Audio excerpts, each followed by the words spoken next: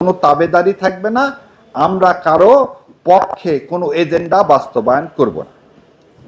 তাহলে ধরে নেন আজকের যে নির্বাচন কমিশন আছে, এই নির্বাচন কমিশন জুলাইয়ের যে ইচ্ছা, সেই ইচ্ছার প্রতিফলনে নির্বাচন কমিশন, আর নির্বাচন কমিশন ইলেকশন করতে চায়।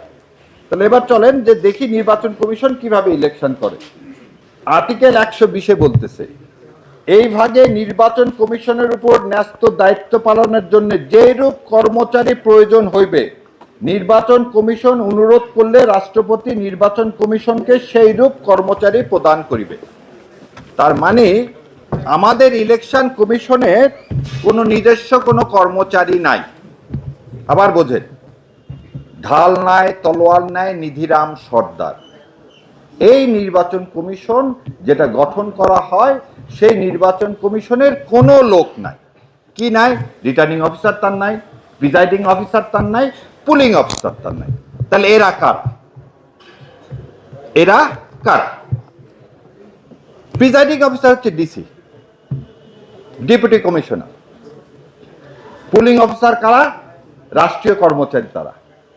এবার আপনাদেরকে আমি একটা একটা করে দেখাই কিভাবে এদেশে ইলেকশন ইঞ্জিনিয়ারিং হয়েছে। বাংলাদেশে সর্বপ্রথম ইলেকশন ইঞ্জিনিয়ারিং, আমি বাংলাদেশে এই কথা বলতেছি এই কারণে, 70 সালের ইলেকশনটাকে একটা প্যারামিটার ধরা হয়। 70 সালে ইলেকশনটাকে একটা প্যারামিটার ধরা হয়। সেই 70 সালের ইলেকশনে কি হয়েছিল? 70 সালের ইলেকশনে একটা মাত্র পলিটিক্যাল পার্টি ছিল, ইস্ট পাকিস্তান। কারণ মৌলানা ভাসানী এবং অন্যরা ভোট বর্জন করলেন। তখন আওয়ামী লীগ তখন একমাত্র ভোট করলেন। দ্বিতীয় ছিল, তখন 80% অ্যাডমিনিস্ট্রেশনে, লোকাল অ্যাডমিনিস্ট্রেশন ছিল সব বাঙালি। ইপিআর মানে যে আজকের যে বিডিআর এবং পুলিশ ফোর্স, তারাও ছিলেন বাংলাদেশি। সেই জন্য কিন্তু 25 তারিখে ইপিআর এবং এই পুলিশ হেডকোয়ার্টারে কিন্তু পাকিস্তান সেনাবাহিনী আক্রমণ করেছিল, কারণ ওখানে ছিল বাঙালি। তাহলে তিনটা জিনিস পাওয়া গেল, অ্যাডমিনিস্ট্রেশন, পুলিশ যদি আপনার সঙ্গে থাকে তাহলে ভোট করাটা খুব সহজ। এবার একটা প্র্যাকটিক্যাল আপনাদেরকে, একটা প্রশাসনটাই আওয়ামী লীগের, কারণ গত 18 মাসে এই সরকার কাউকে নিয়োগ দান করেনি, একমাত্র জুডিশিয়ারি ছাড়া। আমাদের জুডিশিয়ারি 80 জনের মতো জাজ নিয়োগ দেওয়া হয়েছে, আলহামদুলিল্লাহ। অন্য কোনো জায়গায় আপনি এটা দিলেন না। তার একটা প্রমাণ দেখান। আজকে জারারিয়াটা কি বৈধ হয়ে গেল? সকালবেলা আপিল ফাইল করে জারারটা বৈধ হয়ে গেল। জামাত ইসলামের কক্সবাজারের প্রার্থীটা বৈধ হলো। কি গ্রাউন্ডে জানেন?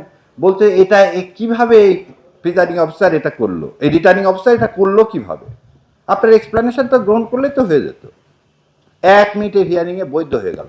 তার মানে ওখানে যে বসছে সে কিন্তু একটা এজেন্ডা নিয়ে বসছে। সেই এজেন্ডাটা কি জানেন?